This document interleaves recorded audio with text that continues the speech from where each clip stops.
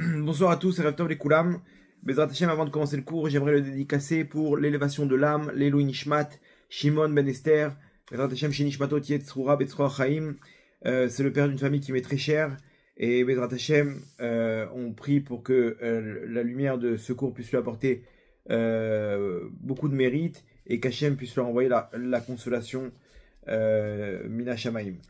Le cours de ce soir, donc, Bezrat Hashem, par rapport à une actualité brûlante et dramatique concernant la visite historique de Netanyahou aux États-Unis avec la rencontre avec Trump.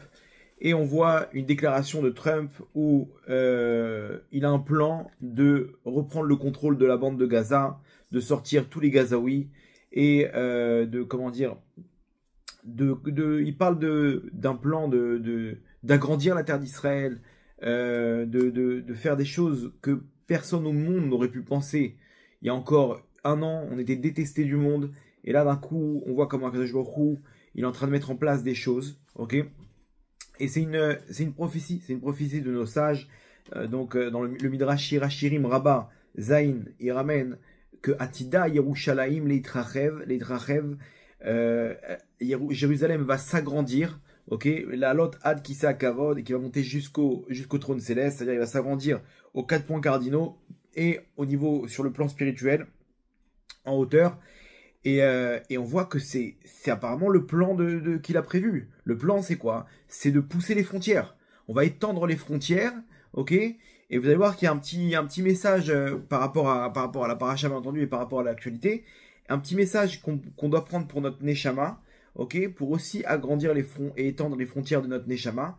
Mais bon, vous allez voir que comment dire, j'imagine que ça va pas être simple. Ok, bien que le monde est choqué de cette déclaration, et d'autant plus que ça vient de Trump. C'est-à-dire ils osent pas trop, on va dire, s'interposer. Ils font surtout l'Europe, ils font profil bas. Ils veulent pas recevoir des 25% d'impôts. Et on voit c'est pas le même Trump. Il est déterminé, ok, et il veut changer le monde. Et on a l'impression qu'Hachem, il lui met dans la tête principalement de changer ce qui doit se passer par rapport à la Géoula et par rapport à Israël. J'imagine que personne ne va être d'accord, ok, de ce plan-là, et que ça va pas se passer comme on s'imagine, ok. Bien que bizarrement tout le monde était d'accord lorsque les Juifs ils ont quitté la bande de Gaza en 2006, il y a près de 20 ans. Là, personne n'a trouvé ça immoral que des Juifs quittent leur terre. Mais bon, quand c'est pas les Juifs, toujours on on trouve d'autres raisons. En tout cas, ici, bien que le monde ne va pas se laisser faire, on voit ce qui s'est passé pendant la guerre, on comprend ce qui risque de se passer si on voit des images de transfert de population, ok. Mais bon, on voit déjà une chose, c'est qu'Akadosh Baruch Hu, il nous fait des petits appels de phare. Il nous envoie des petits messages qu'on va essayer d'analyser ensemble.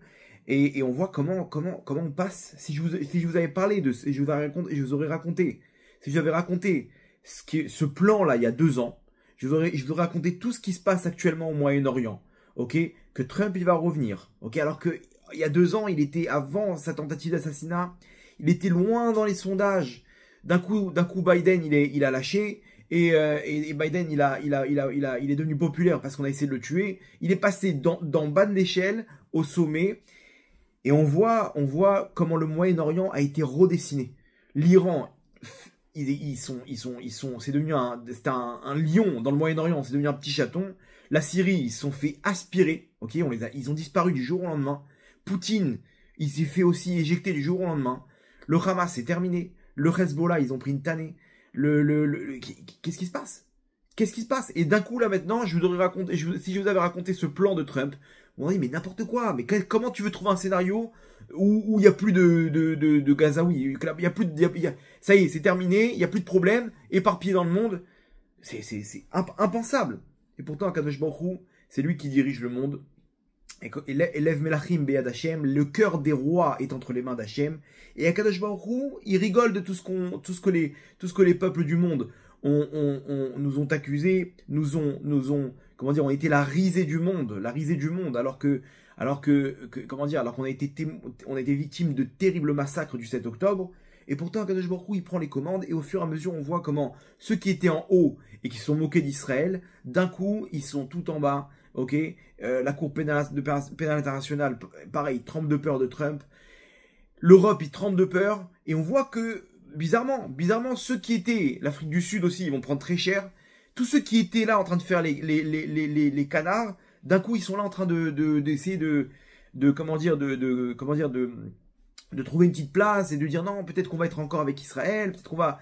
Et j'espère que ça sera contagieux, cette amitié avec Israël, comme nous l'a montré Donald Trump. Mais en tout cas, ici, il y a quelque chose d'incroyable. Ça va pas se terminer comme ça, ok? Je sais pas si vous avez suivi un petit peu ce qui se passe, mais regardez comme c'est fou. C'est un groupe d'évangélistes, ok? Les évangélistes, Akadosh Baruch Hu, il leur a mis un délire dans la tête. Il leur a mis un truc dans la tête, ok? Contrairement aux chrétiens, que pour que Jésus il puisse revenir dans ce monde, il faut que les Juifs ils soient sur leur terre avec leur Beth Amikdash, avec leur temple. Ok? Et maintenant, parmi les évangélistes, il y a les extrémistes. C'est-à-dire, il y en a qui sont décidés, déterminés. Et Trump, il fait partie de ce groupe-là. C'est-à-dire, tous ceux qui sont autour de lui, c'est des milliardaires évangélistes qui sont dans cet état d'esprit. C'est-à-dire, il faut remettre les Juifs sur leur terre. Il faut les aider à rentrer sur leur terre. S'il faut accepter et officialiser la Cisjordanie en tant que terre israélienne, s'il faut pousser les Arabes de Gaza, on le fera. Ils ont un plan et ils ont l'air déterminés. Il a pas l'air de rigoler, Donald Trump. Il le dit et il va pousser les peuples du monde à accepter les Palestiniens.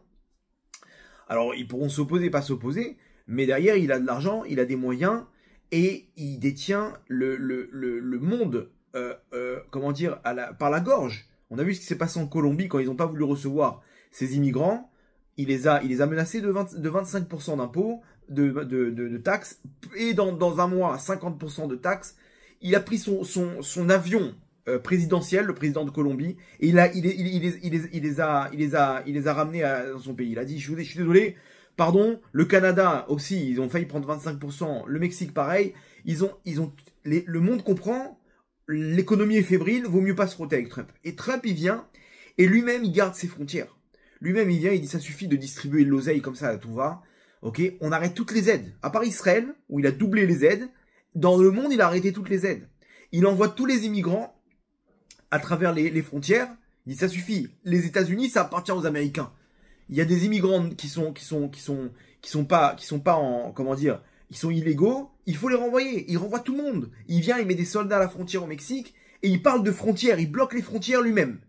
Par contre, c'est illogique, contradictoire avec sa politique.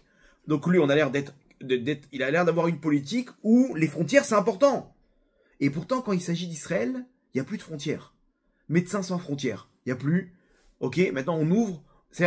Attends, mais toi-même, tu dis que les émigrants, ils doivent rentrer dans leur pays. Et là, qu'est-ce que tu proposes? Tu proposes un plan où les Gazaouis vont devenir émigrants? C'est bizarre, non? Vous voyez là, il n'y a pas de logique. Akadosh Baruch Hu, il est en train de mener quelque chose ici, et il contrôle le cœur des rois. Lev Melachim Beyad Hashem. Le cœur des rois, il est entre les mains d'Hachem. Maintenant, eux, les évangélistes, ils ont la foi que les Juifs, ils doivent reconstruire leur Beth Amikdash. Et c'est marrant parce qu'il a fait une déclaration, Trump. Okay, lui-même, il a parlé de cette prophétie. Et il a dit comme ça, il a dit, voyez ce bureau. Ok, je sais pas, il était apparemment sur un bureau. Et il dit, voilà, ça c'est mon stylo. Israël, c'est comme mon stylo sur ce bureau dans le Moyen-Orient. Il est tout petit, c'est tout petit Israël. Il dit donc, faut les aider à grandir, faut faire de la place. Faut agrandir Eretz Israël. Comme ça, il dit exactement les paroles du Midrash. Atida, Yerushalayim, Leitrachev. Yerushalayim, elle va s'étendre comme tout Eretz Israël. Eretz Israël, ils vont s'étendre jusqu'à Damas. Mais c'est ce qu'on vit. On est en train de vivre à Botaï la Géoula. Je sais pas si vous vous rendez compte. Maintenant, il y a quelque chose qui a été diffusé aujourd'hui. Une histoire qui m'a marqué plus que tout.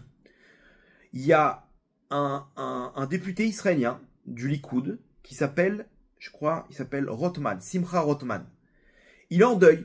Il a perdu son père apparemment. Et il est en deuil. Et juste avant de partir à Washington, Benjamin Netanyahou, il est venu le rendre visite, ou par téléphone, ou il est venu sur place. Et ce député Simcha Rothman, il lui a dit, je t'en supplie, mon père et mon grand-père, ils étaient des militants auprès du gouvernement américain pour leur faire pression et qu'ils puissent avoir un accord de leur part de construire le Beth Amikdash, le troisième temple des Juifs. Il dit, moi je peux pas venir avec toi, mais je t'envoie. Il lui dit comme ça à Netanyahou. Il dit, je t'envoie continuer la mission de mes ancêtres. La mission de mes ancêtres. Et donc son père qui était décédé, que lui-même il s'occupait de ça. Je t'envoie continuer cette mission. Touche un petit mot à Donald Trump par rapport au troisième temple. Comme ça il lui dit. Netanyahou il lui répond, il lui dit, écoute, sans que je lui en parle, on va arriver un jour à ce que Donald Trump, il va le faire. Il va pousser tout le monde et il va mettre le troisième temple à Jérusalem. C'est-à-dire que pour Netanyahou, c'est obligé. C'est là-bas qu'il veut aller, Donald Trump. Donald Trump, il est là-bas. Donc c'est-à-dire que on se rend pas compte du scénario qu'Hachem il a trouvé. Hachem il a mis un mégalomane, un milliardaire qui a soif de pouvoir et qui est pro-Beth Amikdash. Pro-Beth Amikdash. C'est-à-dire que le truc des transferts, il risque de le faire à Jérusalem aussi. Transfert de population. Allez, ça y est, prenez vos bagages, on va vous trouver un endroit dans le monde. Ok, entre parenthèses, la France, préparez-vous. Ok, si vous êtes à Sarcelles et tout, des petites communautés de Gazaouis qui arrivent. Bref, en tout cas, bien entendu, le monde ne va jamais laisser. Et encore moins Jérusalem. Tu rigoles, tout ça, ça a commencé à cause de Jérusalem. Al-Quds. Al-Quds, c'est quoi? C'est Jérusalem en arabe. Ils veulent reconquérir, retrouver leur terre. Donc ils vont jamais laisser, ils vont jamais quitter leur terre, c'est impensable. Lui, il réfléchit comme un occidental, Trump. Mais dans quelqu'un qui a une mentalité de djihad, mais c'est une blague. Tu vas devoir nous passer sur le corps pour nous sortir de là. Donc, bien entendu, le monde, il va se révolter. Ils vont venir tous à Jérusalem pour défendre Jérusalem. On connaît la prophétie Yereskiel, Zecharia, Gog ou Magog, où les peuples du monde vont venir attaquer Jérusalem. Ok, donc vous voyez l'histoire. En tout cas, c'est incroyable parce que tout ce qu'on a essayé d'expliquer et d'analyser ensemble, on voit que ça se produit. Je vous avais ramené cette Neshama de Agam Berger. Ok, Agam, c'est Gematria Geoula. Ça veut dire le numérique de Geoula. Avec le Kollel, 45. Et je vous ai dit que les Neshamot, il y a des Neshamot qu'on sent, on sent qu'il y a quelque chose de fort. Quand elle est sortie là-bas donc bien entendu avec les autres soldats avec qui elle était, et elle en tête, elles ont au contraire, c'est-à-dire au lieu d'abandonner Hachem, elles se sont renforcées envers et contre tous face à des terroristes pour garder Shabbat, pour pas manger du pain à Pessah, pour jeûner à Kippour, pour pas manger de la viande, imaginez-vous de quoi on parle.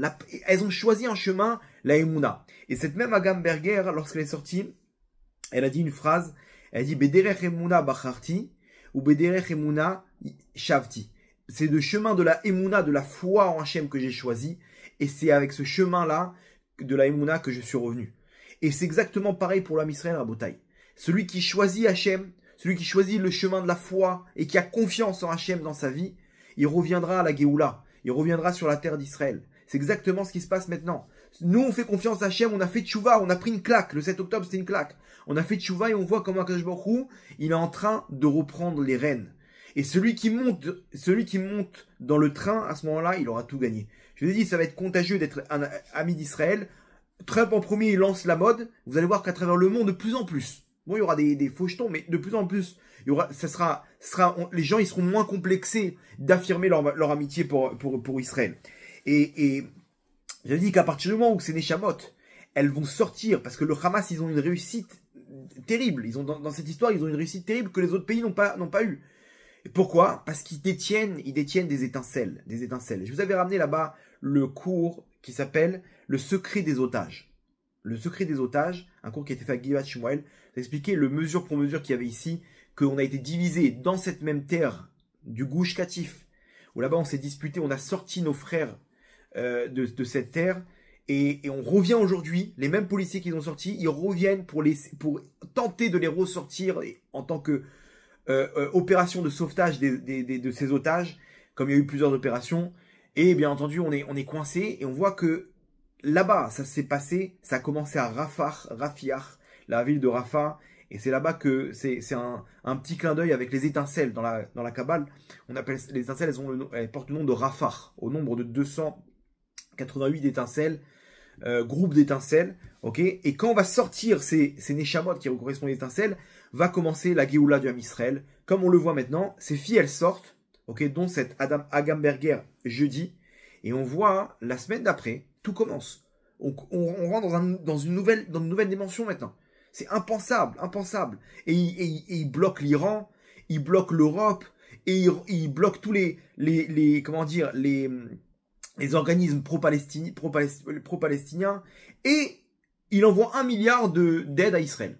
Impensable ça. Il bloque toutes les aides, mais pour Israël, il envoie une autre aide de 1 milliard de dollars. Bref, vous voyez que c'est Akadosh Baruch Hu qui dirige tout ça. Maintenant, Donald Trump, ok, la valeur numérique, c'est Mashiach ben David. Je l'avais déjà dit. Donc c'est à travers les règles de la nature qu'Akadosh Baruch Hu, il étend cette lumière du Mashiach qui est en train de se dévoiler. Comme on parle dans les cours depuis presque 1 an et demi, ok, voire plus, on voit que cette lumière, elle s'installe. Ok, on voit ça dans les parachas de la semaine, dans l'actualité. Et là, bien entendu, Donald Trump, pour nous, c'est évident que c'est un acteur principal dans cette Géoula, dans les règles de la nature. Ok, contrairement à Biden. Biden en hébreu, c'est Bedin, avec la rigueur. Lui, il a fait avancer la Géoula du mauvais côté. Il a mis des bâtons dans les roues, c'était très dur avec lui. Là, on a l'impression que c'est beaucoup plus facile. Akadosh Baruch Hu, il a choisi un autre chemin. Donald Trump, où là, c'est lui qui prend le contrôle. Laissez-moi faire, je m'en occupe.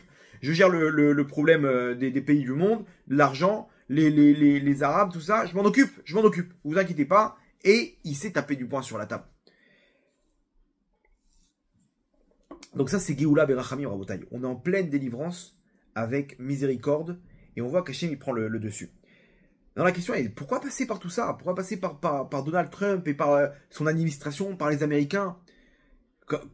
Pour Hachem, il a besoin de passer par des évangélistes. Je comprends pas. Viens, on a d'autres scénarios. Le Mashiach, il ne peut pas se dévoiler d'une autre manière. Akadosh Baruch Hu, il ne peut pas faire un scénario un peu plus direct. Là, c'est trop indirect. Ok, on a compris. Ça, c'est la petite introduction. On a compris qu'on est en plein dedans. Ok, mais pourquoi Akadosh Baruch Hu, il choisit quelque chose d'indirect? Il choisit de passer par les peuples du monde pour nous amener la Géoula. On ne peut pas passer directement. Le Mashiach, il se dévoile. Et voilà, on arrive à quelque chose de plus simple. Alors sur ça, celui qui répond à ça, c'est le Or Chaim Akadosh. Rabbi Chaim Ben Attar, il répond là-bas sur le pasouk dans la parasha de Balak, Darar Kochav Miyakov, quand le pasouk qui parle dans les prophéties de Bilham, il y a un pasouk qui parle du Mashiach. Et lorsqu'il dit Darar Kochav Miyakov, elle va l'étoile, l'étoile de Yaakov, du Ham Israël, avec le Mashiach, elle va passer comme une étoile filante. Ok, Darar Kochav Yaakov, elle va fuser une étoile de Yaakov. Je ne sais pas comment traduire littéralement, mais en tout cas, ce pasouk-là, ce verset, il parle du Mashiach.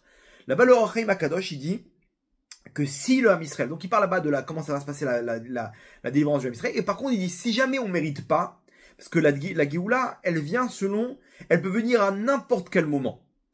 Ok, ça c'est si on mérite.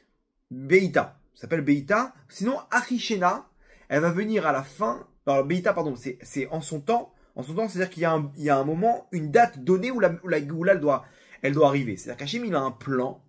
Ce plan-là, il arrive à une date. Ok, c'est une autoroute. À la fin de cette autoroute, il y a l'objectif. Maintenant, Akadosh Baruch Hu, il a mis en place, donc ça s'appelle la date qui s'appelle Beïta. En son temps. Il y a un temps qui est prévu. Par contre, il y a Achishena. Achishena, c'est qu'on devance le temps. Et que tous les jours, le Mashiach, il peut venir. C'est ça qu'on doit y croire tous les jours. Et ça, c'est comme une bretelle d'autoroute. Il y a des bretelles d'autoroute où Hachem, il nous montre des signes, où là, c'est un moment propice. On peut y arriver. Et là, ça se dévoile, tout s'accélère. Et le Mashiach, il se dévoile.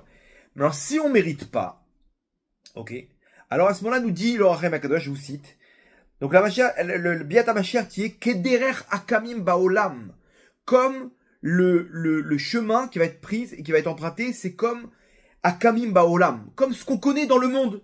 Ok, c'est-à-dire qu'il faut s'imaginer que ça va être un plan qui va être comme ce qu'on a connu dans le monde. Ça va pas être des miracles au-dessus de la nature. Et nous dit Or Chaim Akadosh, Kederer Akamim Baolam, Derer Teva, selon les règles de la nature. C'est-à-dire que nous, normalement, Nagmara nous dit, si on fait tchouva, si nous-mêmes, on se rapproche d'Hachem et qu'on veut cette Géoula, alors dans notre libre arbitre, on a choisi tout ça, et le Mashiach, il se dévoile. Mais si on n'a pas choisi tout ça, Akadosh Baruch Hu, il va nous amener à faire ce choix, et donc, nous-mêmes, à faire tchouva, avec les événements du monde et à se rapprocher d'Hachem avec les événements du monde. Et c'est exactement ce qui s'est passé le 7 octobre. Le 7 octobre, il s'est passé ce qui s'est passé, les massacres, et là le Ham Israël a fait tchouva. Et là, chacune des femmes, elles ont pris sur elles un peu plus de tsniout. Les hommes, ils ont pris sur eux un peu plus de limud Torah. Les 1000 milliards de prières qui sont descendues dans le monde grâce à cette catastrophe. Nos soldats qui sont partis sur le champ de bataille. Imaginez-vous les mamans qui tremblaient de peur de recevoir la mauvaise nouvelle. Leur fils, aucune nouvelle, pas de nouvelle. Imaginez-vous les pleurs, imaginez-vous les prières du fond du cœur. Combien de chesed, combien d'œuvres de charité et de dons ont été faits dans le Ham Israël. Combien l'unité, combien ça a renforcé l'unité dans le Ham Israël. Combien d'études de Torah. Là-bas, on a mis en place. Imaginez-vous tous ces mérites.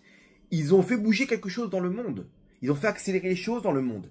Bien entendu aussi, on s'est rapproché d'Hachem grâce à ça. Ces filles-là qui ont pris sur elles pendant un mois de se couvrir la tête. Jusqu'à aujourd'hui, elles ont gardé la proximité avec Hachem.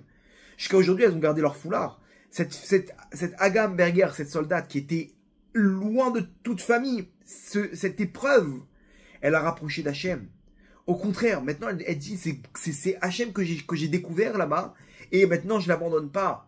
Et imaginez-vous, ces gens qui n'ont jamais connu Hachem, là-bas, pour la première fois de leur vie, ils ont commencé à lever les yeux vers le ciel, à appeler Hachem, à demander Hachem, à prendre sur eux des mitzvot. Et cette fille-là, elle a pris sur elle Shabbat en plein Gaza. Elle a décidé, moi, à partir de maintenant, je prends sur moi le Shabbat. Moi, je ne mangerai pas de pain à Pessah. Mais comment elle a trouvé la Emouna? Comment elle a trouvé la force? Et vous imaginez bien qu'elle a dû prendre ça sur elle, dans l'espoir d'être rapidement libérée. Et puis les jours passent.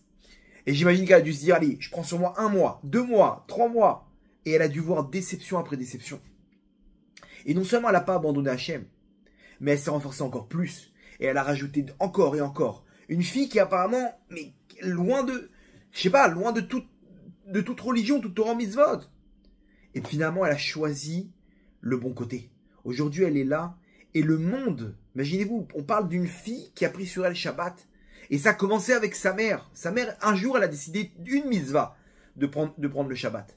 Son Shabbat, il est devenu un Shabbat mondial. Parce que sa fille, elle a suivi les traces de sa mère. Et les gens, à travers le monde, ils ont suivi l'exemple. Ils ont dit, si elle, à Gaza, elle fait Shabbat, alors moi aussi, je vais faire Shabbat là où je suis. Dans ma maison, avec tout le confort que j'ai, je peux pas faire Shabbat maintenant. Imaginez-vous comment les gens, ça leur a donné la possibilité d'étendre leurs frontières spirituelles. Et donc, la nature, elle a changé. Le Ham Israël a fait tchouva. Et là, on se retrouve avec un scénario, ok, où il y a encore quelques semaines, le monde, il nous déteste. Le monde, il nous déteste. On a plus on a aucune, comment dire, on n'a aucun droit de se défendre. Le monde, quoi que tu fasses, il va te détester. Alors que là, c'est paradoxal. On a vécu le pire des massacres, la pire des catastrophes. Et on n'a pas le droit de se défendre. Quand on se défend, non, vous tuez des femmes et des enfants, vous êtes des barbares. Mais comment ça, des barbares? Mais je comprends pas. Sur quoi tu te bases? Sur quoi tu te bases pour dire ça? Voilà, il y a encore toujours les mêmes expressions. Il va même pas écouter. Mais t'as vu les vidéos là-bas? Non, vous êtes des barbares. Mais il n'y a pas avec qui parler. On parle avec un mur, ok? Et on se dit, mais quel chemin Hachem a trouvé? Et voilà, Hachem, malgré que le monde nous déteste, Hachem il met au pouvoir un gars, Trump, et lui il impose ses plans, ok? Donc aujourd'hui on a la réponse à notre question. Comment Hachem il va faire pour amener la délivrance du Ham Israël Berachamim? Voilà, aujourd'hui tout le monde ose, personne n'ose s'opposer à Trump, et tout le monde le suit, bizarrement, ok? Et il impose son plan, qui est le plan d'Hachem, bien entendu. Donc, qu'est-ce qu'on va faire maintenant? Qu'est-ce que nous on doit faire maintenant pour continuer toute cette aventure? Et pour faire accélérer les choses et amener cette Géoula Berachamim? Vous allez voir qu'il y a un point commun dans tout ça. Il y a un petit message qu'Hachem nous transmet à travers tout ça. C'est ce point commun des frontières. Encore cette histoire de frontières. Trump il vient avec son plan, il dit on va agrandir les frontières d'Israël. Ok, super. Lui il vient, il dit moi j'ai bloqué mes frontières. Aux États-Unis, ça y est, c'est fermé les frontières. Il met l'armée à la frontière avec le Mexique et il bloque les frontières. On voit donc comment dire, ce qui s'est passé donc dans ce qui se passe dans ce plan-là, et on voit que c'est exactement cette tchouva qu'on a fait, c'est que sur le plan spirituel, on a agrandi nos frontières aussi.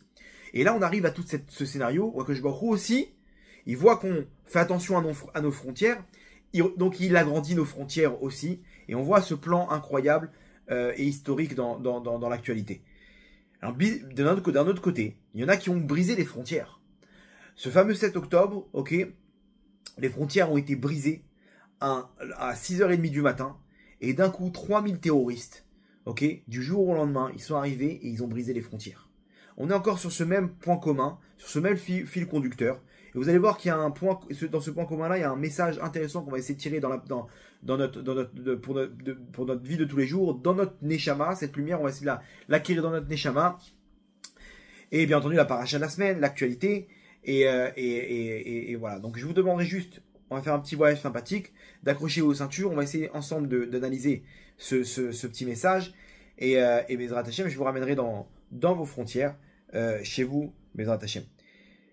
Donc, il y a une frustration, donc il y a eu les otages, l'accord avec les otages, et il y a une frustration dans tout cet accord. Ok, on est content de voir nos frères revenir, mais on se dit quand même, je sais pas, il y a une frustration par rapport à, je sais pas, à cet accord. Comment on est obligé, ok, de négocier avec des gens qui se sont levés un matin, des terroristes, qui ont pris nos frères, qui les ont amenés à Gaza, et qui viennent négocier avec nous, et nous on est en train de leur donner des milliers de terroristes en échange, et on est content.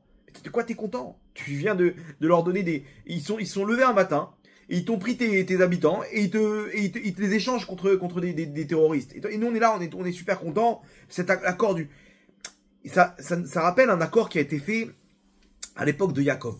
Un des accords de paix qui a été fait, c'est avec Esav. Yaakov et Esav, tout le monde connaît l'histoire. Yaakov, il a récupéré le droit d'aînesse d'Esav. Il a racheté le droit d'aînesse à Esav. Ils ont fait un accord, ils ont fait un contrat, ils ont signé. Et Esav, finalement, lorsque Yaakov il récupère l'histoire, Esav il est pas content et il veut se venger. Yaakov, il doit fuir. Il se retrouve à Haran, chez Lavan, son cousin. Et il s'est fait racketter par le fils de Esav. Il se retrouve avec rien du tout. Il est obligé de travailler chez Lavan. Et comme ça pendant 21 ans. Il travaille chez Lavan 7 ans pour Rachel, 7 ans pour Léa. Et le reste des années pour lui-même. Il a besoin maintenant de faire sa propre fortune. Et Baruch Hashem, Akadosh Baruch Hu, il lui a donné une abondance incroyable. Et il quitte la terre de Haran pour entrer en Israël. Là, maintenant, il sait très bien que Esav, il attend au tournant. Et qu'est-ce qu'il fait? Il envoie là-bas comment dire, comment c'est écrit là-bas? Voilà. Penyavo veikani em albanim, de peur qu'ils viennent et qui me frappent. Qu'est-ce qu'il fait? Il envoie Izim, Mataim, 200 Izim, Tiashim, Esrim. Il envoie des cadeaux et des cadeaux et des cadeaux. Effectivement, il accepte les cadeaux, ils savent. Ok. Et c'est bon. Donc, ils ont fait l'accord, ils font la paix les deux. Super. Qu'est-ce qu'il a reçu là-bas? Il a reçu ce qu'il faut. Pourquoi il a fait ça, Yaakov? Pourquoi il a donné tous ces trucs-là? Pour que ça, il puisse lui lâcher la grappe. Laisse-moi tranquille, laisse-moi vivre. Laisse-moi vivre. Qu'est-ce que tu veux? Tu veux prendre ma fortune? Vas-y, prends. Il envoie par centaines de cadeaux. Et ça, il est content. Ils font la paix. Ils font la paix. Ok, là, regardez comment c'est fort. Rachid ramène. Vata'avor amachane alpanav. Et il est passé tout le camp devant lui, c'est-à-dire tous les cadeaux qu'il a offerts. Ils sont passés devant Esav, ok. Et Rachid dit, Af ou charouy bekaas. Lui aussi, il est énervé. Yaakov, avec tout ça, à l'intérieur de lui, il a développé une colère interne, ok, par rapport à tous ces cadeaux. Pourquoi? Chez Hatzarir les kolzé. Parce qu'il était obligé de donner tout ça. Qu'est-ce qu'il veut nous dire Rachid ici? Rachid nous dit que Akadosh Baruch Hu, que Yaakov, il finit cette épreuve et il a un sentiment de frustration. Il a un sentiment de colère à l'intérieur de lui. Mais pourquoi j'ai besoin de tout ça?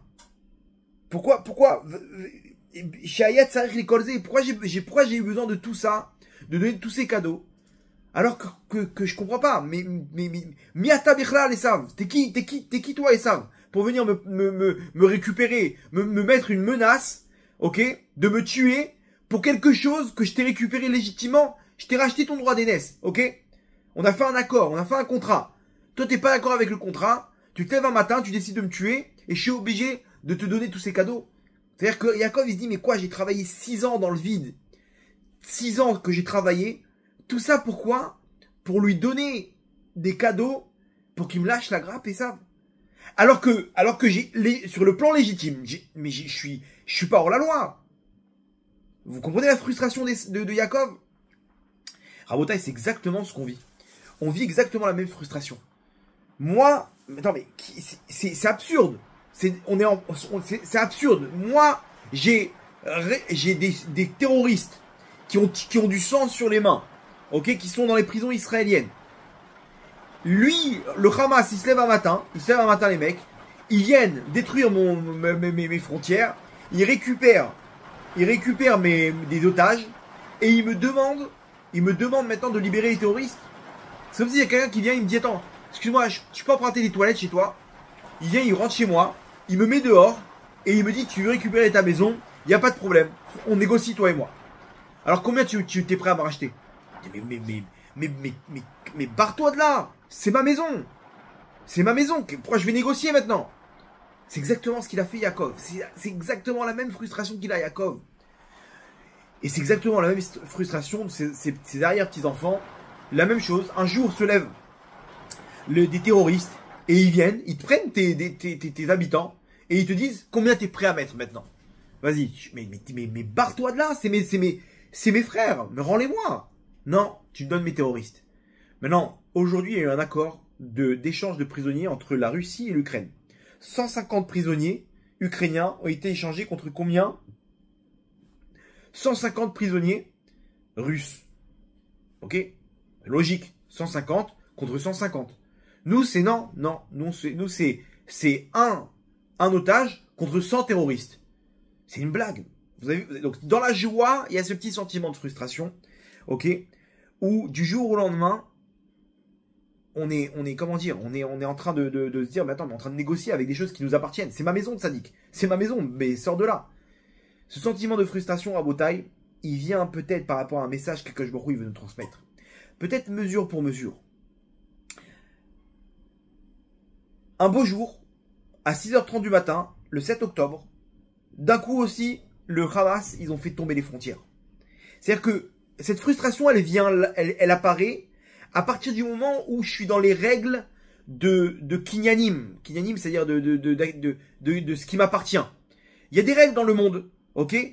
À 6h29, ces règles-là, elles étaient en application. Ça veut dire quoi? Moi, je suis un habitant du kibbutz, là-bas, à la frontière de Gaza. J'ai ma maison à moi, ok? J'ai ma voiture, j'ai mon terrain, j'ai ma femme, mes enfants, mon chien dans le jardin. S'il y en a un à 6h29 qui vient et qui me casse la vitre de ma voiture, j'appelle la police, le mec il finit en tôle. Pourquoi? Parce que ça m'appartient ça.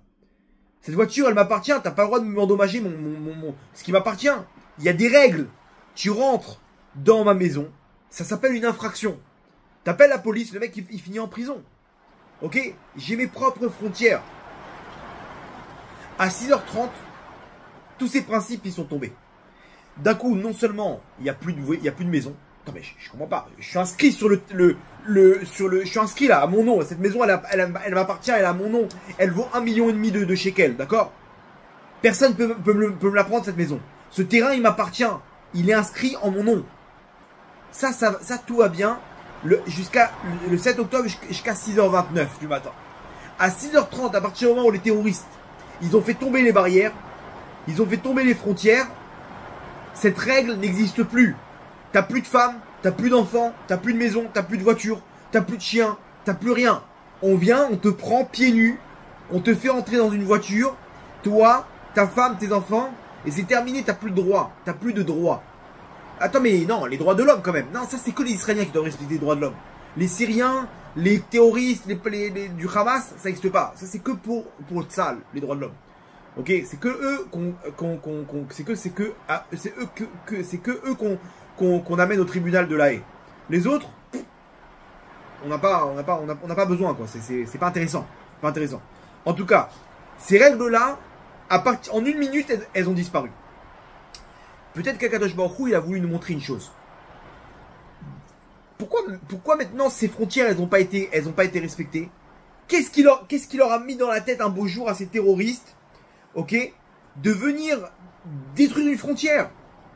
Peut-être parce que nous-mêmes, dans notre Neshama, on respecte pas nos frontières. Peut-être que nous-mêmes, on met pas les frontières où il faut. Et qu'on est trop léger dans l'application de nos mitzvot. Hachem, il t'a mis des frontières, c'est l'application de la Torah. Hachem, il te dit, mon fils, fais attention. On est trop sur la limite. Non, mais ça va, juste lui ai fait la bise. Juste, on travaille ensemble et moi, ne vous inquiétez pas, Gvodarav. Je peux vous dire que toutes les fautes que les gens ils me racontent, ça a commencé avec des petites faiblesses dans leurs frontières. T'as des limites dans ta neshama. Garde ta neshama comme une pierre précieuse. Pourquoi une pierre précieuse, tu la gardes dans ton coffre-fort? Ok? Pourquoi ton argent, tu la gardes là-bas sous la dalle sous ton lit là-bas, dans ton truc? Pourquoi chaque chose qui est précieux, tu le gardes à double tour? Il y a une chose qu'on va emporter à l'éternité. Parce que tout ça, tu vas pas l'emporter avec toi dans la tombe. Par contre, ta neshama, c'est pas une pierre précieuse. C'est l'éternité. C'est une lumière éternelle. Il y a que là-bas où on n'a aucune valeur. Aucune valeur, mais ça va, qu'est-ce que j'ai fait? C'est bon, on a le droit de kiffer, on a le droit de manger ce qu'on veut. Un petit peu de sérieux dans... Je sais pas, prends ça avec sérieux. On est arrivé dans un monde rabotaille où il n'y a plus de barrières. Il n'y a plus de limites. Il n'y a plus de frontières. Avec les réseaux sociaux aujourd'hui, je peux rentrer dans ta vie privée, il n'y a aucun problème. Il n'y a plus de vie privée. Il n'y a plus de frontières. Et on se retrouve dans une rêve partie, à la frontière de Gaza, ok, où là-bas il n'y a plus de règles, il n'y a plus de limites. Il n'y a plus de limites. Rêve partie, les mecs, c'est une ambiance. Il y a un élève à moi, il m'a raconté, il m'a dit, j'en ai fait des rêves parties. Il m'a dit, on arrive à un niveau où moins il y a de limites, plus la rêve partie elle est intéressante. C'est-à-dire, on est là-bas dans excusez-moi le terme, mais des orgies, je sais pas, des trucs mais Hachem Irachem, on est arrivé. Hachem Irachem, c'est-à-dire là-bas, c'est connu, quoi. C'est-à-dire, t'as pas le droit, une fille, elle a pas le droit de dire non, quoi. C'est normal. On est là pour rigoler, pour kiffer, et il faut que ça soit le plus libre possible. C'est-à-dire, tu vas pour faire ce que tu veux, il n'y a plus de Yetzeratov. Il n'y a aucune limite. Et c'est ce qui s'est passé avec les progressistes là-bas, les wokis, je sais pas comment ils s'appellent, avec Biden. C'était carte blanche. Carte blanche, faites ce que vous voulez. Trump, il est monté, il a dit stop. Maintenant, on remet les frontières. On remet les frontières de la famille. Une famille, c'est un homme et une femme. Ça suffit maintenant. Il n'y a que deux genres aux États-Unis. Le genre masculin, féminin. C'est terminé, ça, les mélanges. Que lui, c'est une femme, il veut devenir un homme, et que les parents, ils pourront pas s'opposer. Mais de quoi tu parles? Mais si, c'est un enfant. Il a même pas de date encore. Il dit c'est terminé. Les Mexicains vont rentrer chez vous. Les Colombiens, 2 avions, vous récupérez vos patriotes, là. Vos citoyens. Ça y est, c'est terminé là, le changement de frontière. Trump, il est venu, il a montré dans le ciel ce qui est en train de se passer. On remet les frontières. Et si nous, on était arrivé à une situation dans la terre d'Israël où il n'y avait pas de frontières, où Tel Aviv c'est la capitale de l'homosexualité, c'est dément. Le pays des Juifs où il y a écrit dans la Torah que c'est une abomination pour Hachem l'homosexualité, ok, c'est là-bas où c'est l'endroit le plus libre au monde pour les homosexuels, c'est Tel Aviv, en plein dans la terre d'Israël. Mais quoi mais comment c'est possible? Comment c'est possible, Rabotaï? Pourquoi personne ne tape du poing sur la table? Pourquoi personne ne dénonce? Alors au bout d'un moment, Hachem lui dit, vous voulez que cette terre d'Israël, il n'y a aucune limite? Eh ben, les limites de la terre d'Israël même aussi, il n'y aura plus de limites. Elles vont tomber. Et là, d'un coup, Hachem, il leur met dans la tête à ces terroristes une chose impensable. Mais mais vous êtes débiles? Même eux, ils disaient, mais on ne comprend pas. On croyait qu'au bout d'une demi-heure, on allait se faire éclater. Putain, mais je comprends pas, le djihad, il y a pas de logique. Tu sais, toi-même, tu sais que dans une demi-heure, tu vas avoir face à toi une armée de drones et d'hélicoptères et d'avions de chasse. Et des tanks et des bombardiers et des soldats et des snipers et des systèmes là-bas. Il y a des systèmes automatiques d'intelligence artificielle. Ça s'appelle Ro et Yoré. C'est un truc, quand tu le mets en place, c'est une mitraillette, ok, dans plusieurs bases. Il y a une caméra qui scanne toutes les personnes qu'il y a dans la frontière, ok, et il cherche automatiquement toutes les têtes, poum, une balle. C'est encore mieux qu'un sniper. C'est en un quart d'heure, normalement, il y aurait dû avoir 500 cadavres. Rien qu'avec ce système-là. Imaginez-vous les drones, on les voit les images où tu vois la voiture, boum, elle explose. Eux-mêmes, ils s'attendaient à ça, ils s'attendaient à se faire repousser au bout d'une demi-heure. Ils ont été surpris. Ils ont été surpris. C'est pour ça qu'ils ont profité là-bas de chaque minute. Ils auraient pu aller jusqu'aux bases militaires, jusqu'aux bases de l'armée de l'air et détruire tous les avions, toute l'aviation. Imaginez-vous, à ce moment-là, ça aurait été ça y est, il n'y a plus d'avions en Israël. Il n'y a plus de sauvetage, il n'y a plus de protection aérienne. Vous pouvez y aller. Et là, l'Iran, la Syrie, l'Égypte, la Turquie, ça aurait été le Far West. Akadosh Baruch Hu, il vient, il leur met dans la tête une folie. Détruire la frontière. Pourquoi cette frontière, elle a pas de valeur? La frontière la plus gardée au monde. Au monde, Rabotai. Elle est tombée en un instant. Les mecs, les images avec leur tracteur. Ils faisaient des allers-retours là-bas. Ils envoyaient balader. Mais comment c'est possible? Qui leur a mis ça dans la tête? Qui leur a mis ce toupet dans le cœur? Rabotai, c'est Akadosh Baruch Hu. Donc les frontières, elles sont tombées, Rabotai. Les frontières, elles sont tombées. Pourquoi? Parce que nous-mêmes, on n'a pas de frontières avec le Yetzer Hara. Il faut savoir une chose, le Yetzer Hara, c'est encore pire que le Hamas. Le Yetzer Hara, le Hamas, il veut tuer ce corps. Le Yetzer Hara, il veut tuer ta neshama. Et lui, si tu mets pas des protections, c'est là-bas qu'il frappe. Il y a une histoire connue que l'Agma elle ramène, que c'est l'histoire d'un voisin qui a voulu il a demandé une faveur à son voisin. Il a dit, je t'en prie, j'ai un manteau, ok, je dois partir, j'ai pas la clé de ma maison, je veux mettre un manteau chez toi. Est-ce que tu peux me laisser un clou, j'accroche au manteau. Tu peux me permettre? Il me dit, ouais, il n'y a pas de problème, je sais pas, c'est quoi le problème? Ben, je peux pas rentrer chez moi. J'ai ma maison elle est fermée, ma femme elle est pas là. Je dois partir maintenant. Je dois partir en voyage là 2-3 jours. J'ai un manteau qui est précieux, je vais pas le laisser dehors. Je le mets chez toi. Est-ce que ça te dérange ou pas? Il dit ouais, y a pas de problème. C'est-à-dire quoi? Juste un clou, je te demande. Tu peux me le léguer dans ta maison, que ce soit ma propriété, ce clou. Un petit clou, je pose mon manteau dessus. Ça te dérange ou pas? Mais non, c'est à toi. Ce clou est à toi, t'en fais ce que tu veux. Pose ton manteau et j'attendrai gentiment que tu viennes. Ok, super. Il s'en va au bout de 3 jours. Et il revient. Et le propriétaire, il s'approche du manteau. Il sent une odeur terrible. Il dit, ouais. Ok, il est gentil avec son manteau, mais il faut qu'il m'enlève ça à la vite fait parce que là, il y a une petite odeur qui commence à se dégager. Et le mec, il revient. Il lui dit, ça va, tout va bien avec mon manteau? Il dit, ouais, j'aimerais bien que tu le récupères. Ok, ouais, je vais revenir le récupérer.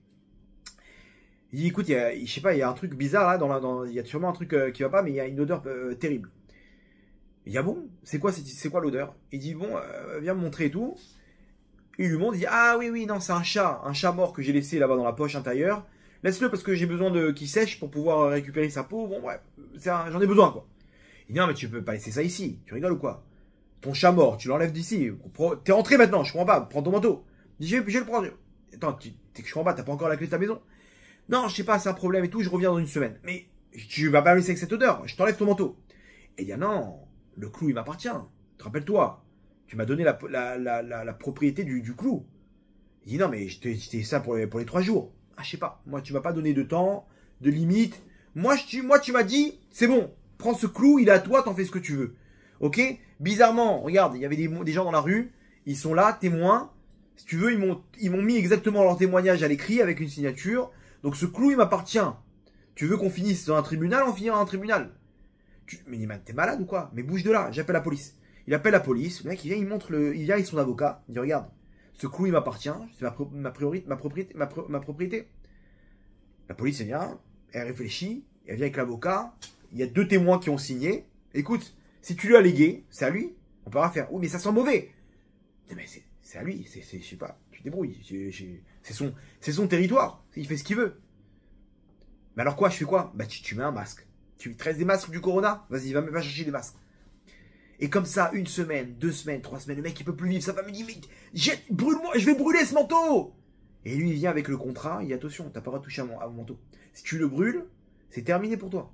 C'est ma priorité. Tu finis en prison. Il appelle la police. Il dit, mais quoi? Mais il appelle un avocat. L'avocat, il dit, écoutez, vous êtes fait arnaquer. C'est une arnaque. Quoi? Mais comment ça, c'est une arnaque? C'est pas possible. Comment on peut faire? On va essayer de... Mais entre-temps, ça sent mauvais. On peut pas porter plainte maintenant. Ça va prendre des semaines et des semaines.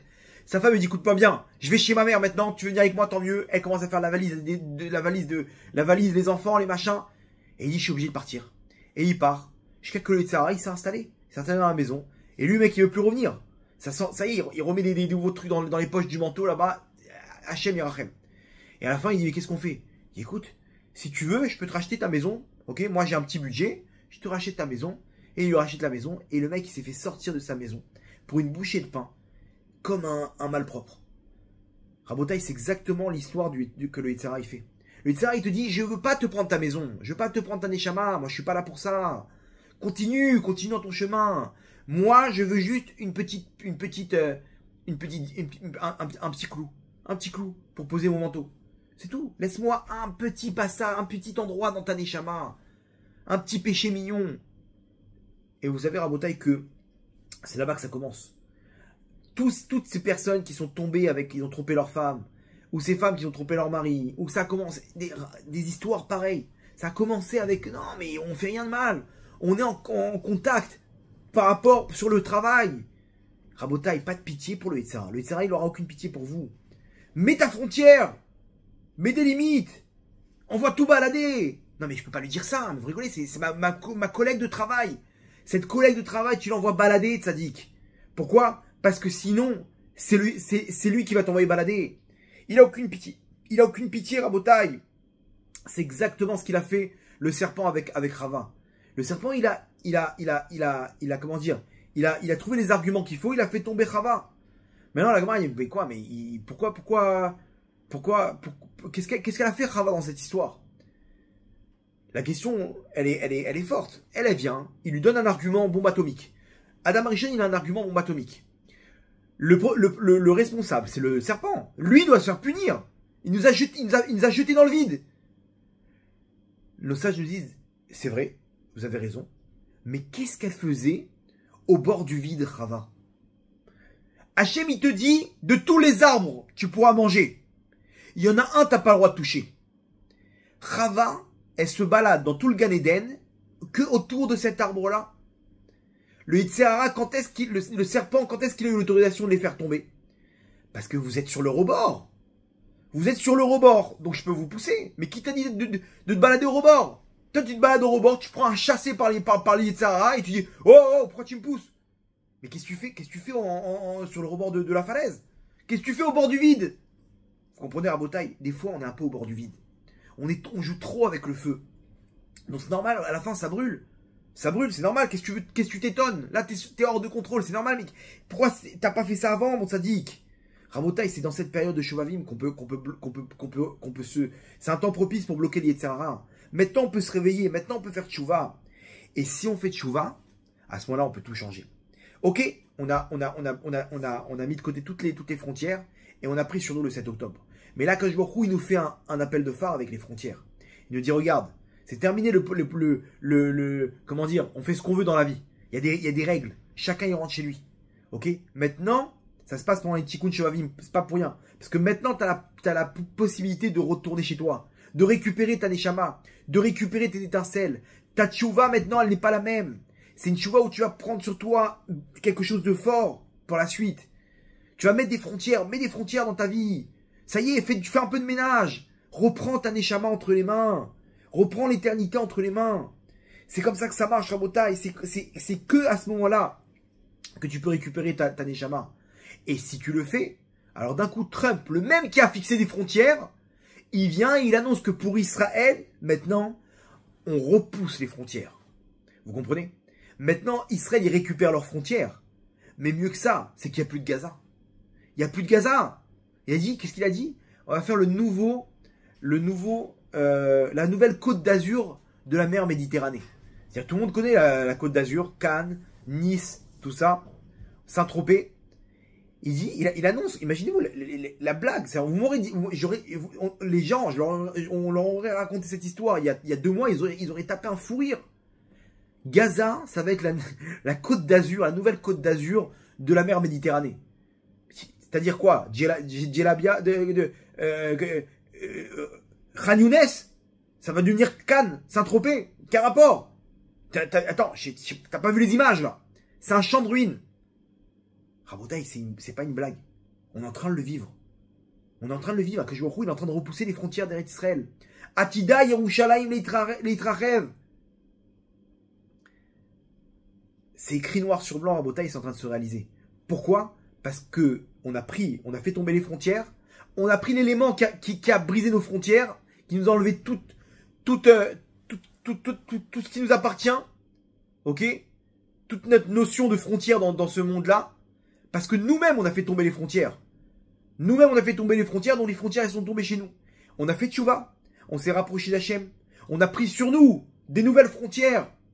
Comme ces otages qui ont pris sur eux Shabbat, qui ont pris sur eux des mitzvot. Avec Emouna, ils ont décidé qu'Hachem, c'est toi le patron de ma vie. C'est toi qui vas décider de ma vie. J'irai là où tu iras. Tu vas à la droite, j'irai à droite. Tu veux que j'aille à gauche, j'irai à gauche. Je te suis avec Emouna. Bederech Emouna Bacharti. C'est avec le chemin de la Emouna que j'ai choisi. Et Bederech Emouna Shavti. Et c'est avec le chemin de la Emouna que je suis rentré. J'ai pris la main d'Hachem et c'est lui qui m'a ramené sur la terre d'Israël. Donc j'ai remis des frontières. Et là, d'un coup, qu'est-ce qui se passe? Akadosh Baruch Hu, il t'agrandit tes frontières. Akadosh Baruch Hu, il nous agrandit nos frontières. Et Trump, il te dit, tu vois ce stylo-là, c'est comme la terre d'Israël. C'est tout petit. On va agrandir les frontières maintenant. Le même qui parle de fermer les frontières, quand il s'agit d'Eretz Israël, à volonté, donnez-leur tout ce qu'ils ont besoin. Les autres, l'Iran, on ferme les robinets. Le Mexique, on ferme les robinets. Canada, Colombie, l'Europe, c'est terminé. La Chine, 10% d'impôts. Israël, on agrandit les frontières. C'est pas un message d'Hachem, ça? Alors on n'est pas encore au niveau, on voit, malheureusement, on est encore dans nos délires. On a encore repris nos délires. Et ça, elle a dit, cette fille-là, Agam Berger, elle a dit, il y a une chose qui m'a fait le plus de mal. Le plus de mal, c'est que un jour, on m'a montré la télé israélienne et j'ai vu une émission de télé-réalité israélienne. Hommes et femmes, des jeunes, en train de rigoler, en train de kiffer, elle a raconté, enfin, sa mère, elle a raconté, je sais pas, un proche, elle a fondu en larmes. Elle a dit, mais moi, je croyais qu'en Israël, tout le monde était derrière les otages. Tout le monde était en train de vivre. C'est-à-dire, tu peux pas reprendre ta vie alors que tu as des gens qui sont pris en otage à Gaza et qui sont en train de se battre. Elle est en train, imaginez-vous l'ascenseur émotionnel.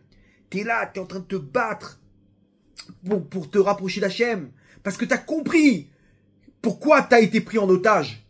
Tu as compris qu'ici, si les mecs sont arrivés jusqu'à ta base militaire, qui est protégée à Gaza, que personne n'aurait pensé, et qui t'ont amené là-bas sans aucune limite, tu as compris ce qu'Hachem il veut de toi.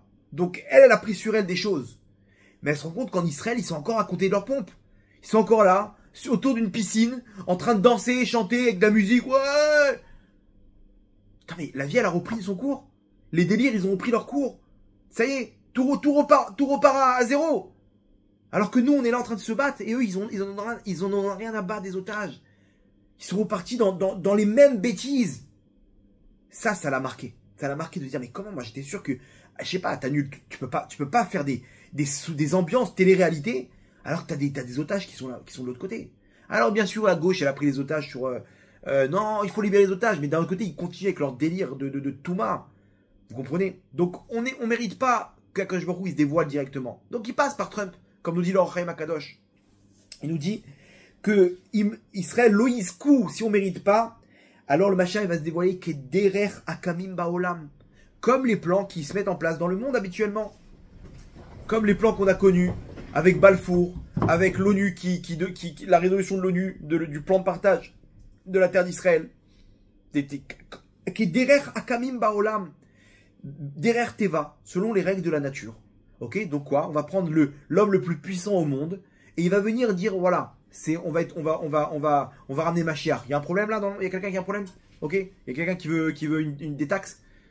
Et tout le monde, ah non, super bonne idée, Donald, super. Vous comprenez, Rabotai? Donc à nous de continuer notre tchouva, à nous de continuer à se battre pour protéger notre neshama, protéger notre neshama. Et à ce moment-là, eux-mêmes, ils ont voulu détruire nos frontières. Mesure pour mesure, ce plan-là, il fait qu'ils n'auront plus de frontières. Vous avez vu l'histoire? Mesure pour mesure. Et ça, c'est ce qu'on voit dans la paracha de cette semaine. Dans la paracha de cette semaine, et la paracha de la semaine prochaine avec Yitro, Yitro, il y a marqué, il a vu. Qu'est-ce qu'il a vu, Yitro? Il y a plusieurs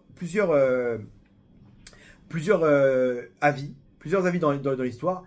Un des avis, c'est qu'il a vu comment Hachem il est grand à travers le mesure pour mesure qu'il y a eu ici. Paro, il s'est levé un matin et ses sorciers ils lui ont dit, sache qu'il y en a un parmi le Ham Israël qui va se lever et qui va non seulement libérer son peuple, mais en plus qui va te mettre en short. Voilà, regarde, il lui montrait l'horoscope. Regarde, tac, les étoiles comme ça. Mars, il est là-bas, Neptune là-bas, Jupiter. Paro, il voit tout ça, il dit ok. Alors, c'est quoi, vous proposez quoi? Écoute, nous on a analysé encore le profil de ce Mashiach là. Il doit tomber dans l'eau. Il va tomber avec l'eau. C'est son point faible. Ok. Paro, il prend une décision. On va détruire le Ham Israël de l'intérieur. Comment?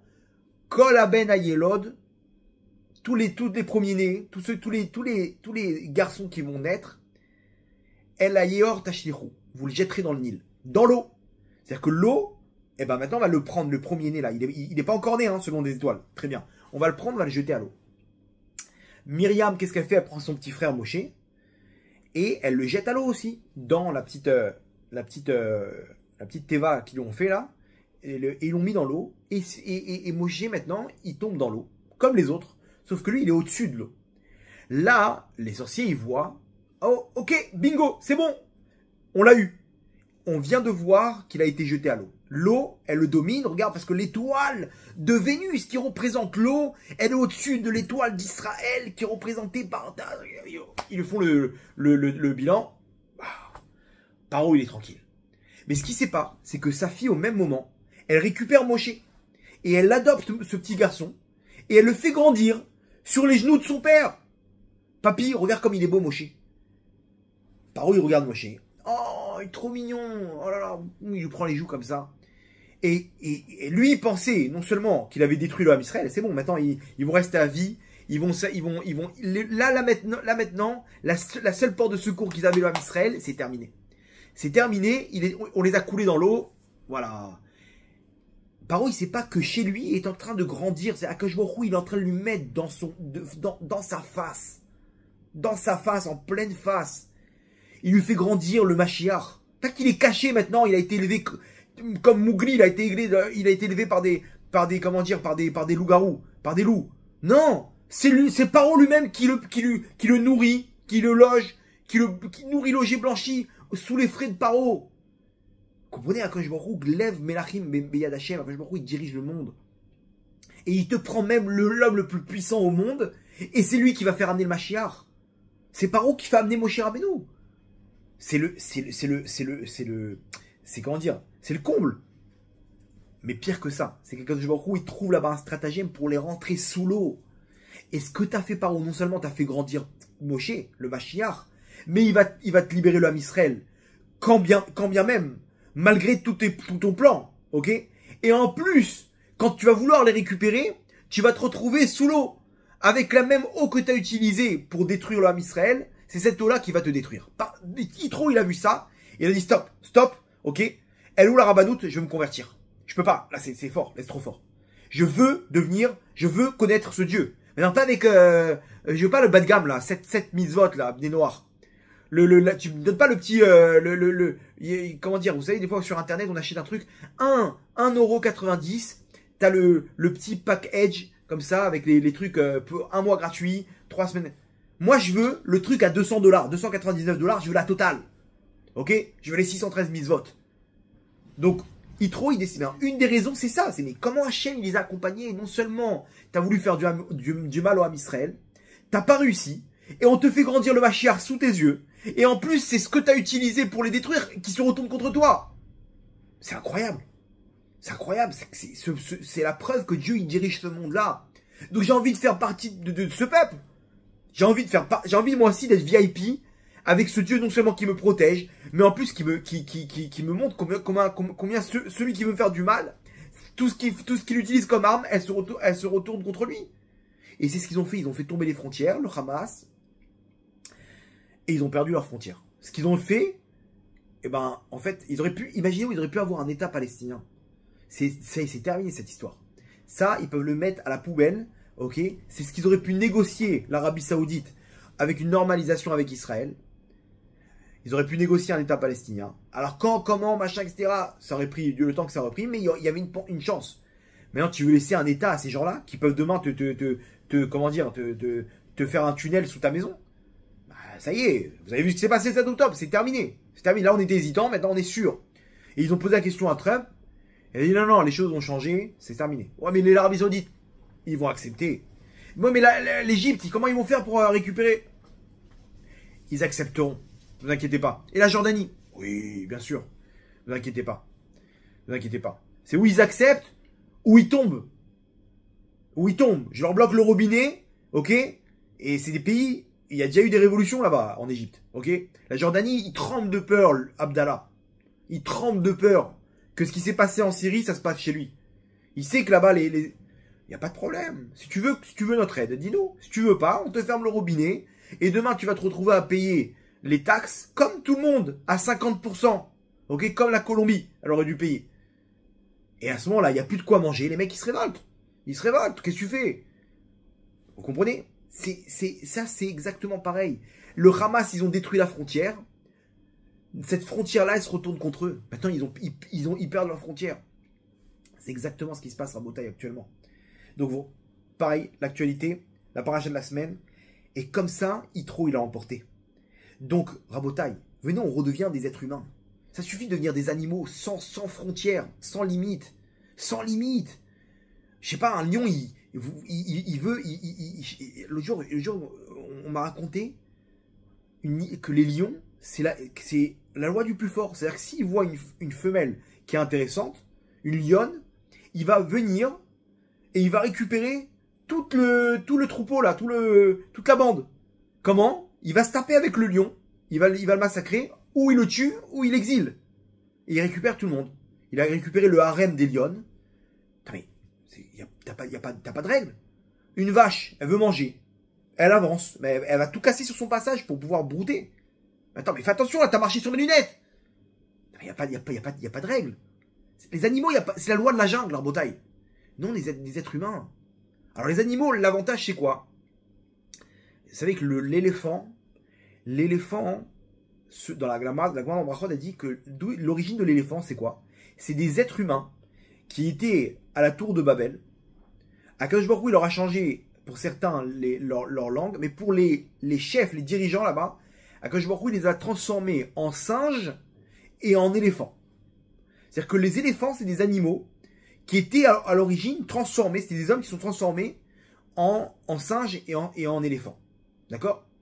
Très bien. Bon, il y a une raison spirituelle, je ne vais pas rentrer dans ça. Donc aujourd'hui, quand toi tu vas au zoo, tu regardes l'éléphant, tu dis miskin. Le pauvre, miskin, c'était un homme. C'est un homme. Regarde maintenant, il est là en tant qu'éléphant, avec sa trompe. Il marche comme ça. Non. Attends, t'inquiète pas, il n'est pas frustré le mec. Pourquoi? Parce qu'il se rappelle pas. Il se rappelle pas, maintenant c'est ses descendants. Lui, on l'a transformé, il a changé aussi sa conscience. Le problème, c'est quoi hein? C'est qu'aujourd'hui sur Terre, il y a des gens qui sont transformés aussi en animaux. Mais sauf qu'ils ont encore le souvenir qu'ils étaient des êtres humains. Et que ça leur fait rien. Ça leur fait rien de se dire que c'est un éléphant, le mec. Qu'il marche, il écrase tout sur son passage. Il écrase tout sur son passage, il n'y a pas de limite, je comprends pas. Comment tu parles à tes parents? Comment tu parles à tes frères? J'entends des histoires, les mecs, il n'y a pas de règles. Comme ça. Ah non, mais mon frère, ça fait des années qu'on lui parle plus. Mais pourquoi? Ah, attends, son comportement, mais Ah, mon père, mais ça fait des années qu'on l'a rayé de notre famille. Mais tu peux pas dire ça. Et quoi, et il parle plus à ta mère, tes frères? Ah ouais, bien sûr, ils sont en France. C'est terminé. Ça finit avec des insultes. Ça fait 5 ans. Mais quoi, il n'y a pas de pitié? Il n'y a pas de règle là? Elle t'a mis au monde. Tu peux avoir toutes les raisons de la terre, même si elle t'écrase par terre. Tu dois lui dire merci maman. T'as pas honte de parler comme ça à ta mère? De parler comme ça à ton père? De disputer avec tes frères comme ça? Rabotaille, on est devenus des animaux malheureusement. Le mec il vient, il fait le tour de toutes les femmes là-bas Qu'est-ce que t'as? Et à chercher là-bas dans des réseaux sociaux, il rencontre des femmes. Tu crois quoi? C'est le monde, il n'y a pas de frontières. T'es devenu une béma, t'es devenu un animal, mon sadique. Qu'est-ce qui t'arrive à Sadika? À rencontrer n'importe qui. T'es une bat Israël. T'es une bat Israël Gdosha. Garde ta neshama. Rabota, il n'y a plus de règles. On n'a plus de règles. Plus de Shabbat. Plus rien. C'est normal. Mais sauf que, rappelez-vous qu'on était des êtres humains à l'époque. Essayez d'avoir un minimum de valeur pour votre neshama. C'est là qu'on doit se réveiller, Rabotaï. Et Paro, lui-même, il a compris ça. En plus de Yitro, Paro, lorsque il a vu comment l'eau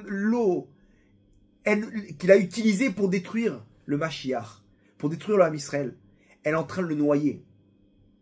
Paro, il s'est pas dégonflé. Il a déclaré, Mi chamocha bayim Hashem, qui est comme toi Hashem parmi les dieux. Mi kamocha nidar bakodesh. Au début c'est chamocha, et après c'est kamocha. C'est le même mot, qui est comme toi. Au début, c'est avec un chaf, et après, c'est avec un kaf. Pourquoi? Le Midrash nous raconte que quand il a dit ça, il était en train de boire la tasse, Paro. Donc, il n'arrivait pas à prononcer. Hachem, quand il a entendu ça, il n'y a pas de problème, mon fils. Tu fais tchouva? Attends, mais on parle de Paro, là. Tu fais tchouva? Hachem, il a sorti des vagues, et il l'a amené sur la terre ferme. Et là, Paro, il s'est levé. Sur ses deux jambes. Il a dit Mi kamocha. Là, il est plus en train de boire la tasse. Là, il peut bien prononcer. Et il a confirmé, qui est comme Mikamocha Nedar Bakodesh, qui est comme toi parmi les sphères célestes. Rabotaï, aujourd'hui on est en train de couler dans la touma de ce monde-là, de cette galoute. Mais si on vient, et que nous aussi on choisit dans le derer de la Emouna, Bederer Emouna Bacharti, alors à ce moment-là, que il peut nous ramener à la terre d'Israël. Il peut nous ramener sur la terre ferme, une terre sans frontières qui va s'étendre jusqu'au Kissa Kavod, jusqu'au trône céleste.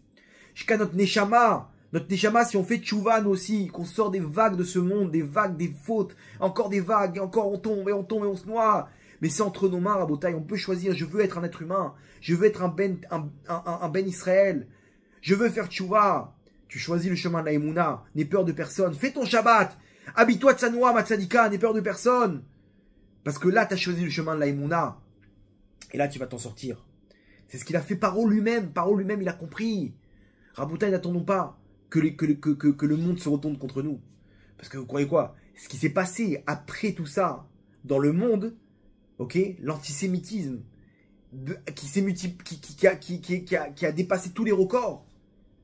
Quand il y aura des images où on va voir les Palestiniens se faire transférer, mais vous n'imaginez pas de ce qu'on va avoir dans le monde. Donc, ce scénario-là, il est quoi? Il est là pour nous ramener tous les Juifs en Israël. Pourquoi il y aura de la place pour tout le monde, ne vous inquiétez pas. Akadosh Baruch Hu, il a choisi ce chemin maintenant. Donc à nous, parmi les ruines, de se relever et de sortir des vagues du Yetzer Hara, ok, et de remettre nos frontières dans notre Neshama. La lumière de notre Neshama, parce que chaque acte qu'on fait, Rabotaï, elle nous donne Nachala Lelo Metzarim, un héritage sans frontières.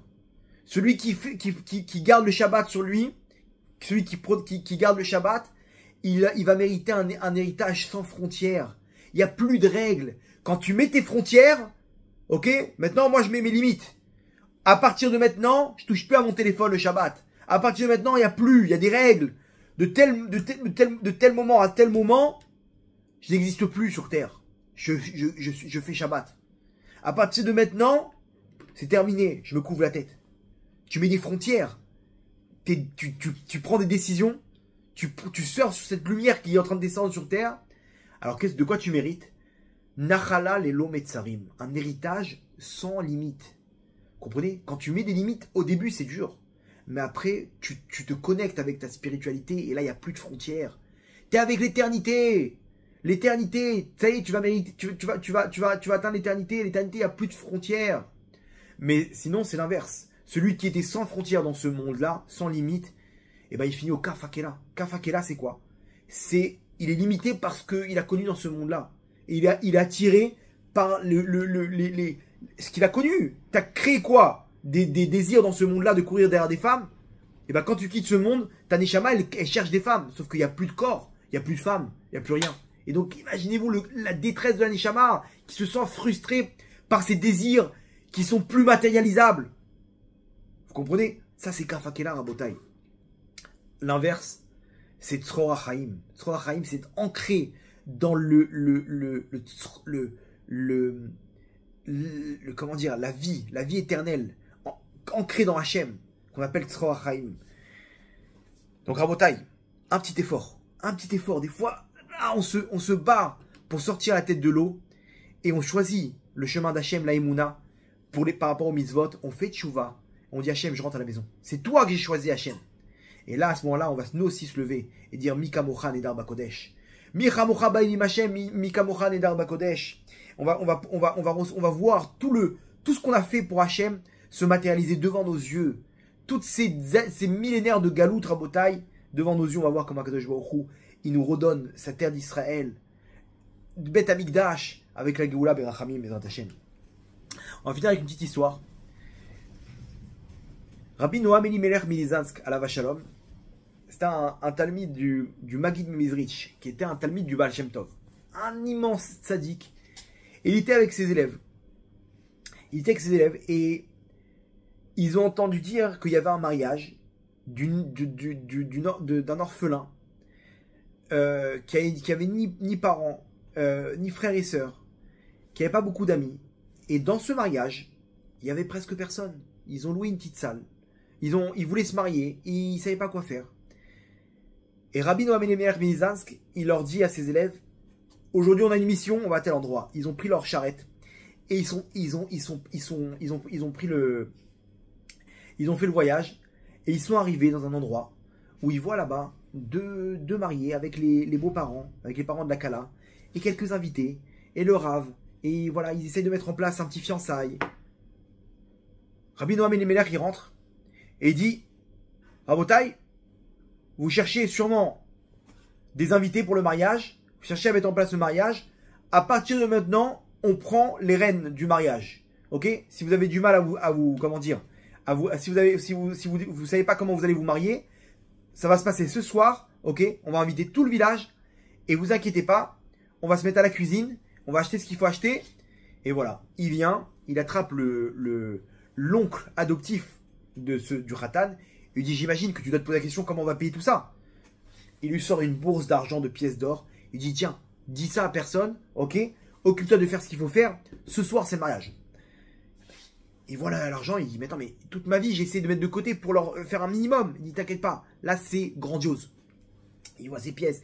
Alors vite, il prend un traiteur, machin, il prend les orchestres. Ils font un mariage de folie.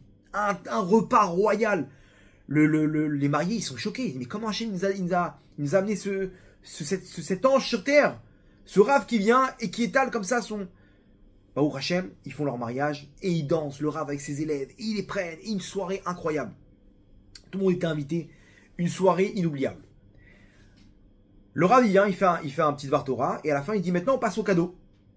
On passe au cadeau. J'aimerais, Bezrat Hachem, offrir au Khatan et à la Kala leur future maison. Une maison à 2 étages, avec un immense jardin. Et il commence à décrire et à décrire. Il dit, voilà le cadeau que je donne au futur marié. Il donne le micro il donne la parole à son élève. Il dit, Rabbi Pinchas Mikoritz, qui était aussi un des grands Balei Chassidut. Il dit, vas-y, Rabbi Pinchas, toi aussi, un petit cadeau. Il dit, moi aussi, j'offre la ferme de... Il y avait une ferme là-bas de tel endroit. Il dit, cette ferme là-bas, j'offre la ferme aux mariés. Et tout le monde applaudit, mais dans les gens, ils applaudissent, mais je n'ai pas compris là. On sait à qui elle appartient cette ferme, elle appartient au gouverneur. Et il passe la parole encore et il dit, la forêt de tel endroit à côté de la ferme, je l'offre aussi aux futurs mariés. Et comme ça, des cadeaux. Et l'autre, il vient, il offre la contrée. Là-bas, il y avait une grande contrée à côté de la maison. Cette contrée, elle vous appartient. C'est mon petit cadeau. Et tout le monde applaudit. Bon, ils disent, bon, c'est sûrement spirituel, quoi. Spirituel. Ils font des brachot. Amen, amen, Bezrat Hashem. Que vous puissiez, comment dire, que tu puisses gagner au auto. Et tu puisses devenir... On sait très bien que ça va pas se passer. Mais quand même, amen, amen. Ok. Donc les gens, ils ont joué le jeu. C'est grave, attends, t'as vu, il a payé toute la soirée, là. Très bien. Le soir même, ils rentrent chez eux, dans leurs deux pièces, dans leur taudis où ils étaient. Et il dit à sa femme, il dit, écoute, il faut que je sorte remercier Hachem. Cette soirée était incroyable.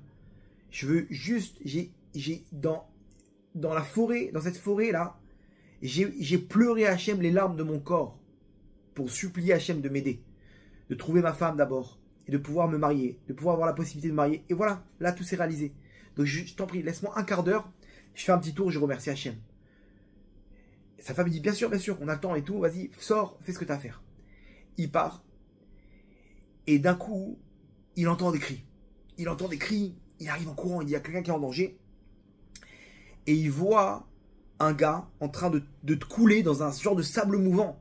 Il y avait un trou là-bas, il a plu quelques jours avant, il y avait de la boue. Et il est en train de se noyer. Il est en train de se noyer, comment dire, cette personne. Il vient, il lui prend la main, il essaie de le tirer, il dit, ne vous inquiétez pas, je vais vous sortir, tirer, impossible. Et il voit le cheval de cette personne, qui est aussi en train de s'embourber. Il se dit, ok, je vais d'abord sortir le cheval. Il essaie de tirer avec la laisse avec la lanière du cheval. Il tire de toutes ses forces. Le cheval, il sort. Il prend la corde, il accroche à la main de la personne qui est en train de se noyer. Et il fouette le cheval. Le cheval, il tape un sprint. Oh, mais il sort la personne de la noyade. Encore quelques minutes et c'était terminé pour lui. Il est tombé il s'est embourbé avec son truc. Il a dit, tu m'as sauvé la vie. Tu m'as sauvé la vie. Comment tu t'appelles? Il se présente. Il dit, enchanté et tout, machin, mais c'est avec grand plaisir. Tu sais, je me suis marié ce soir. Il dit, ok, alors je te ferai un cadeau. Je t'oublierai pas. Bon. Il retourne chez lui, il remercie Hachem, il rentre voir sa femme, il dit, tu sais quoi, j'ai une misère de fou, j'ai sauvé la vie d'une personne.